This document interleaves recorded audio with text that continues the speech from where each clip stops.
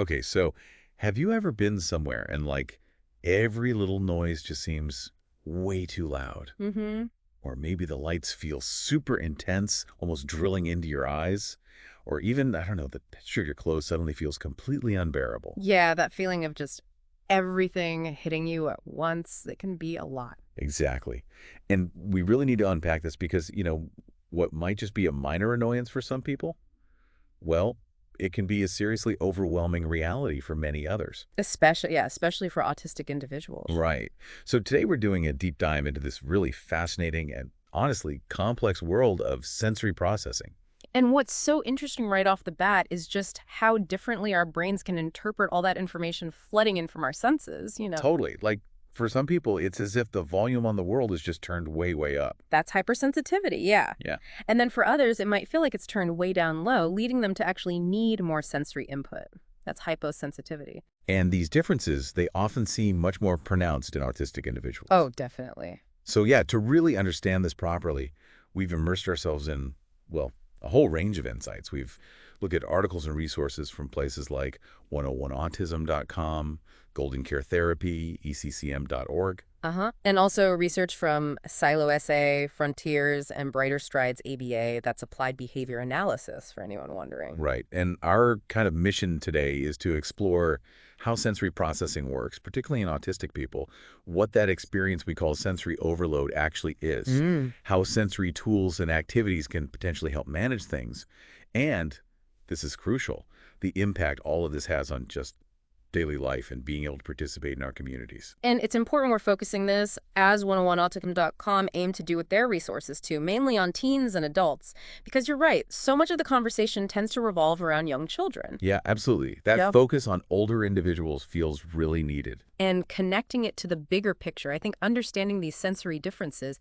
isn't just about, knowing someone's preferences. It's about recognizing these are fundamental neurological variations. Right. They really shape how autistic individuals experience and interact with, well, everything around them. Exactly. Okay, so let's start right at the beginning.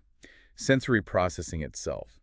What exactly is that process our brains go through? Well, you can think of sensory processing as how your nervous system takes in all the information from your senses, sight, sound, smell, taste, touch. The classic five. Right, but also those internal senses, like your sense of balance, the vestibular sense, which is linked to your inner ear, Okay. and also proprioception, that's your body's awareness of where it is and how it's moving in space, sometimes called the sixth sense. Ah, right. So the brain takes all this in, interprets it, and then figures out how to respond. And Brighter Strides ABA, they really highlight that in autism, these processing differences often show up as either that over-responsiveness, hypersensitivity. Things feeling too intense. Exactly. Or an under-responsiveness, hyposensitivity. Where maybe you don't register things as strongly. Precisely. So it's way more than just having strong likes or dislikes for certain things.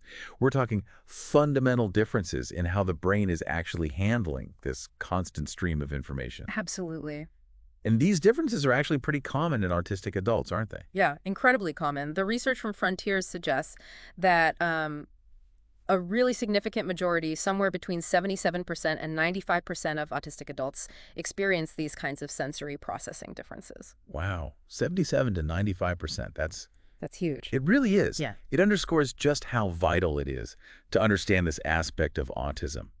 And, 101autism.com observed this in their work with students, how various triggers can cause these sensory differences to kind of escalate. Escalate. Yeah, that word really captures it, doesn't it? That feeling that things can quickly spiral and become overwhelming. Mm-hmm. And that leads us right into something we hear about a lot, sensory overload.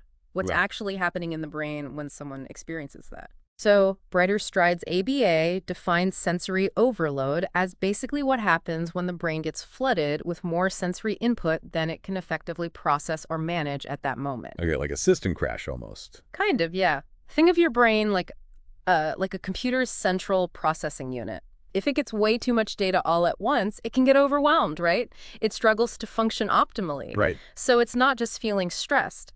The brain's filtering system, the part that normally prioritizes information, it can kind of break down.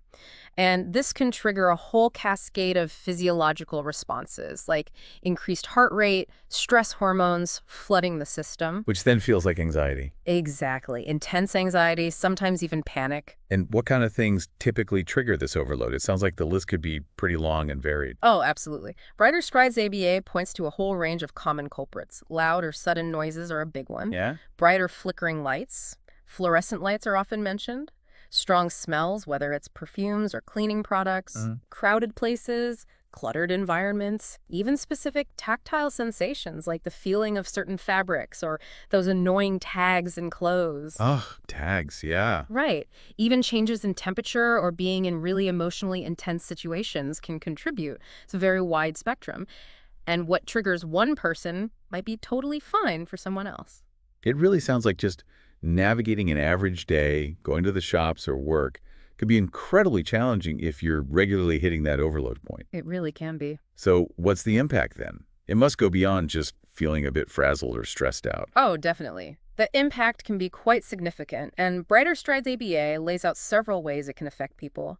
You might see increased irritability, restlessness, Okay. heightened anxiety, like we mentioned, sometimes even leading to panic attacks. Emotionally, it can cause significant distress, which might manifest as what are often called meltdowns or shutdowns. Right, those intense responses. Oh, yeah. People might find it incredibly difficult to concentrate or think clearly, and you might observe behaviors aimed at either seeking out specific sensory input to try and regulate. Like needing to rock or hum. Exactly. Or actively avoiding sensory input to just escape that feeling of being completely overwhelmed. And sadly, in some severe, very distressing cases, it can even contribute to self-harming behaviors as a way to cope with the internal chaos. That's such a crucial point to understand that these behaviors aren't just, quirks or someone being difficult. They're often responses to genuine, intense internal distress. Absolutely.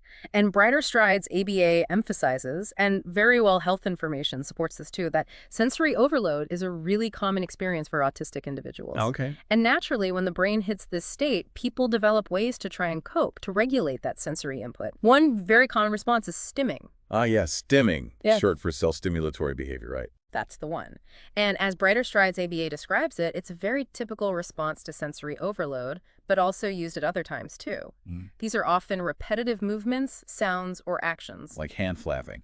Yeah. Rocking back and forth. Exactly. Or maybe repeating certain words or phrases, spinning objects, focusing intently on something visual.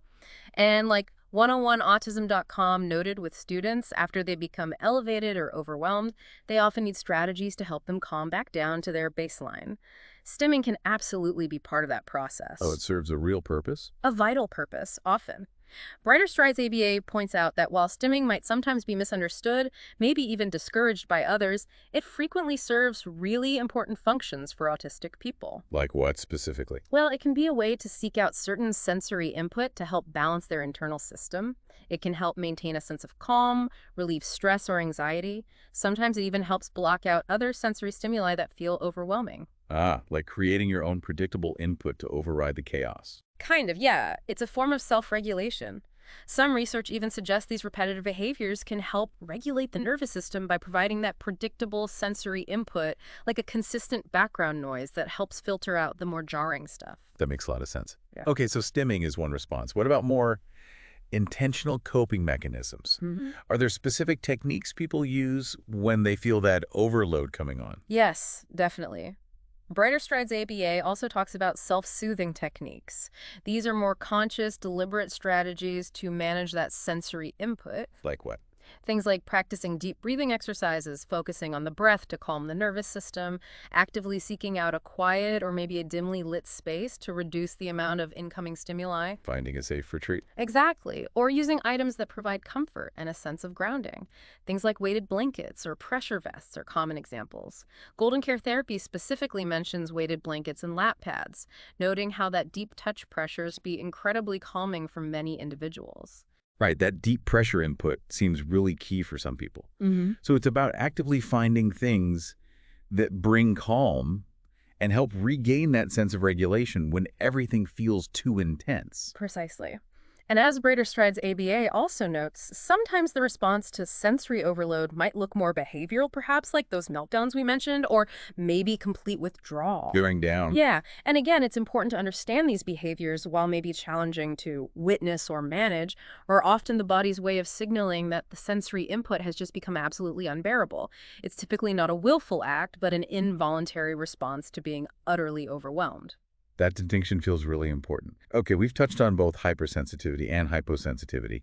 Can we dig a bit deeper into some concrete examples of how these might actually show up? Blair Strides ABA outlines some, right? Yes, they give some very clear examples. For hypersensitivity, that over-responsiveness, Mm-hmm. auditory hypersensitivity might mean that loud noises, like a vacuum cleaner, a siren, even just multiple people talking at once in a room, can feel extremely distressing. Painful almost. It can be, yeah, leading to behaviors like covering ears, needing noise-canceling headphones, or actively avoiding noisy places altogether. Okay. Then there's visual hypersensitivity. That could mean discomfort or even pain from bright lights, maybe fluorescent lighting in particular, or specific visual patterns. So someone might seek out dimmer environments or wear sunglasses indoors. Right. And tactile hypersensitivity, that could be a strong aversion to certain textures. We mentioned clothing tags, but it could be specific fabrics, the feeling of seams, unexpected light touches from others. Okay, those are really vivid examples of things being too much. Hmm. What about the other side? Hyposensitivity. How does that look?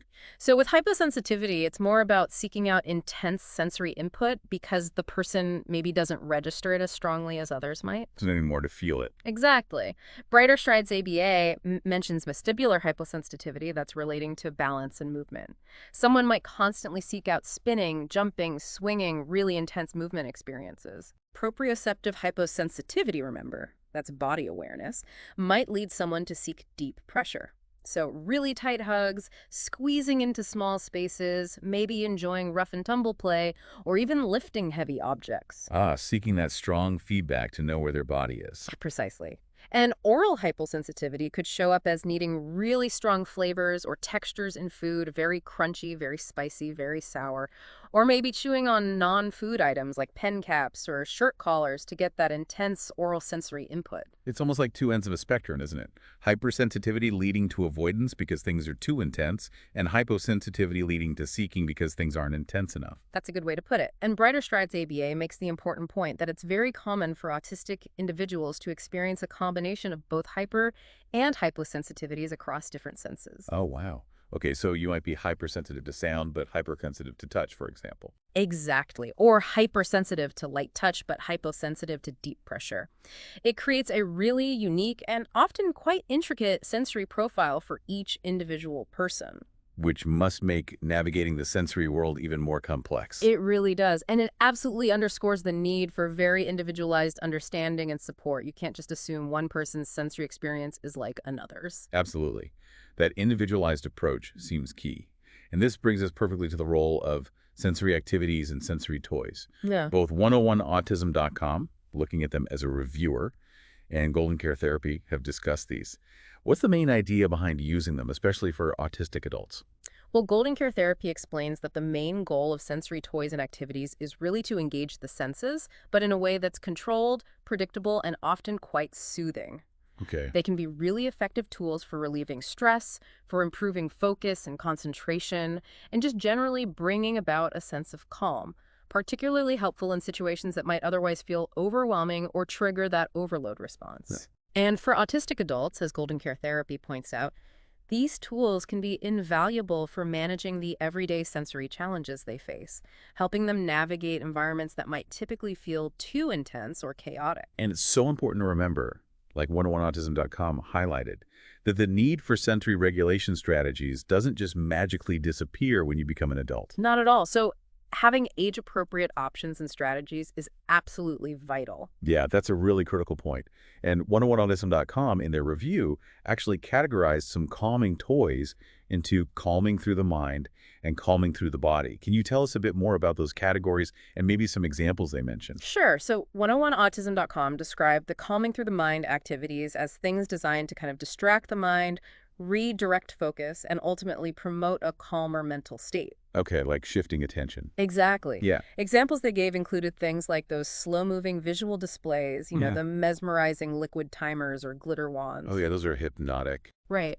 Also, wireless speakers playing calming rhythmic sounds, portable soothing sound machines, special breathing necklaces that guide slow, deep breaths. Huh. Breathing necklaces. Interesting. Yeah, they provide a physical prompt for mindful breathing. And even engaging in simple, repetitive art projects like diamond art painting. They also mention things like guided meditation audio, rain cloud humidifiers for both the visual and the gentle sound, and calming slow motion videos online. Wow, that's a really diverse set of options, isn't it? Yeah. Catering to different preferences and ways of engaging the mind.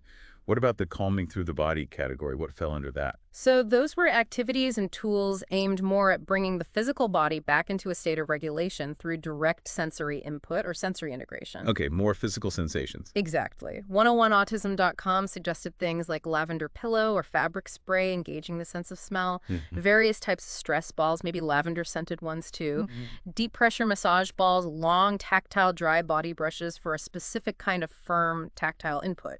Weighted pillows and blankets, of course, which provide that combined tactile and proprioceptive deep pressure. Even just soft, large blankets that feel comforting to touch and wrap up in. Comfort items. Yeah. They also included things like color-changing dimmable light bulbs to control visual input, and headphones specifically for playing calming internal music, helping regulate auditory input. It's fascinating to see the sheer breadth of options available and how they're designed to target different sensory systems. Golden Care Therapy also mentioned specific examples like those sleek fidget cubes or simple dimple fidget toys. Right, things that can be quite discreet for adults to use for stimming or focus in different settings, like work or public transport. Yeah, discrete options are important. And ECCM.org also emphasized the broader benefits, didn't they? Yeah. Not just calming, but other improvements too. Yes, ECCM.org highlighted that sensory activities can potentially do more like improve how information is processed, maybe reduce those over or under reactions to sensory input over time, and even play a role in improving fine and gross motor skills, increasing self-control and emotional regulation, enhancing communication and social skills, and possibly even boosting cognitive functions. So quite wide-ranging potential benefits. Did they give examples of activities? They did.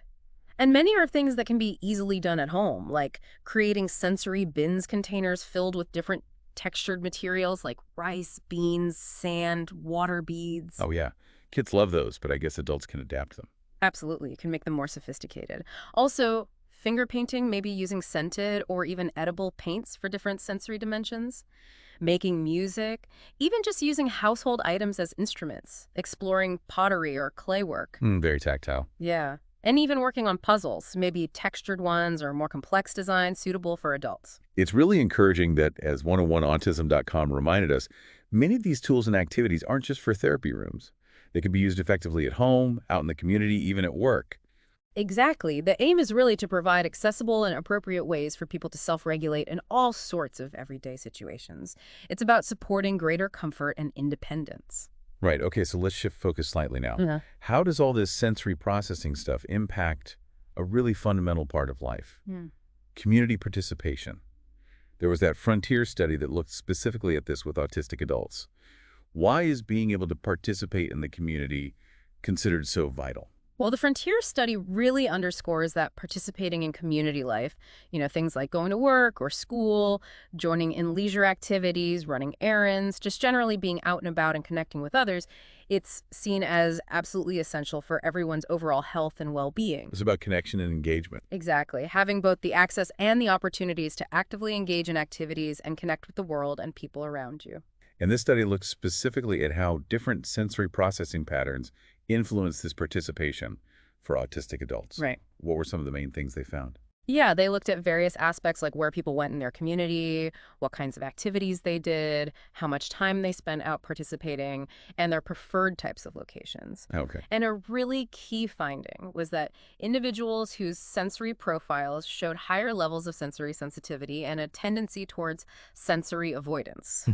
Well, they often described community environments as feeling overwhelming and just exhausting. Leading to fatigue. Yeah, significant fatigue.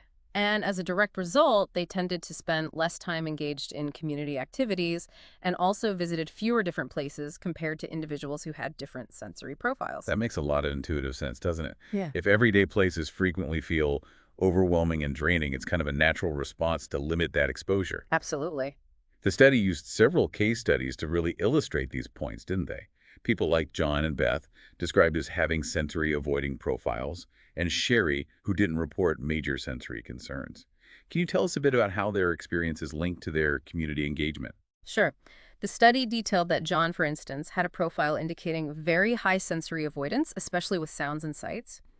He found typical grocery stores with the fluorescent lights and all the background noise intensely distressing, Yep. which directly explains why he strongly preferred using drive-through services for things like getting food. It Yeah. was quieter, more predictable. His main comfort and connection came from being in his controlled home environment and interacting online. Right. Similarly, Beth, who also showed heightened sensory sensitivity and avoidance, reported having a much smaller activity space. The geographical area she regularly moved around in within her community was quite limited. Her family actively chose less stimulating environments when they did go out together. They adapt to their choices. Exactly.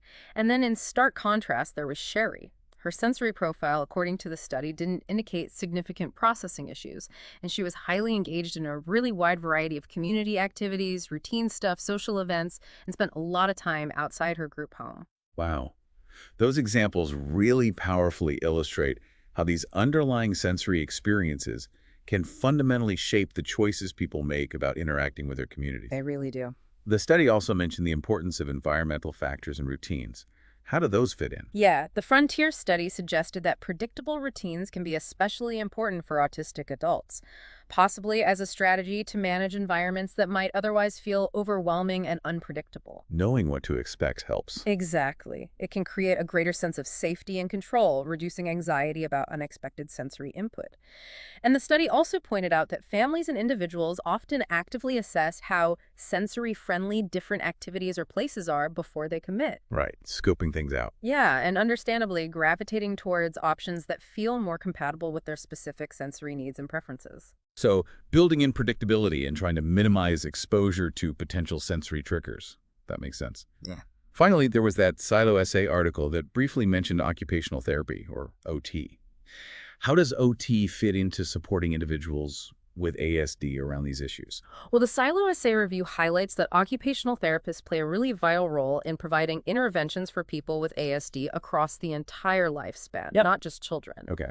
And importantly, they point to a growing body of evidence that supports using sensory integration therapy and various sensory-based techniques to achieve positive functional outcomes, helping people manage daily life better. So practical help. Yes. And these OT interventions can happen in different places and clinics, but also in the person's home, or even using technology now, like telehealth. The main goal is to help individuals better process and respond to sensory information in more adaptive ways. Which hopefully makes participation easier. Exactly, which in turn can significantly facilitate greater participation in daily life activities and within their broader communities. So OT can be a really key piece of the puzzle, helping people develop practical coping strategies, adapt to challenges, and ultimately work towards greater independence and more meaningful community engagement. Precisely. It's about providing the right tools and support to help navigate a world that, let's face it, isn't always designed with diverse sensory processing needs in mind. Well, this has been a truly illuminating deep dive, just exploring the complexities of sensory processing in autistic individuals. If we were to recap some key takeaways, we've really touched on the incredible diversity of sensory experiences, right? Definitely not one size fits all. And the very real, often debilitating impact of sensory overload. We've looked at the valuable role of calming strategies and sensory tools, like those reviewed by 101autism.com. Yeah, the practical supports. And also that profound influence sensory processing has on someone's ability to actually participate fully in their community. And it feels important to circle back to that initial intention behind a lot of this information. Like 101autism.com aims for providing helpful, practical resources for the teachers, the therapists, the parents, the partners, all the loved ones supporting autistic teens and adults. Yeah. Because building that deeper understanding of these sensory differences, it really is the very first step towards creating environments that are genuinely more supportive and truly inclusive for everyone. Absolutely well said. And maybe on that note, here's a final thought for you listening. Just take a moment next time you're out and about. Consider the sensory environment you're in. Maybe that bustling grocery store, the brightly lit office, crowded public transport. Hmm. How might that space actually be experienced by someone with different sensory processing sensitivities? What small changes, maybe even simple ones, could we collectively make in our communities, in our workplaces, in our public spaces to foster environments that are more sensory friendly, more inclusive? Yeah, changes that could ultimately allow for much greater participation and just better well-being for autistic individuals. It's definitely something worth reflecting on, isn't it? How can we make our shared spaces work better for everyone?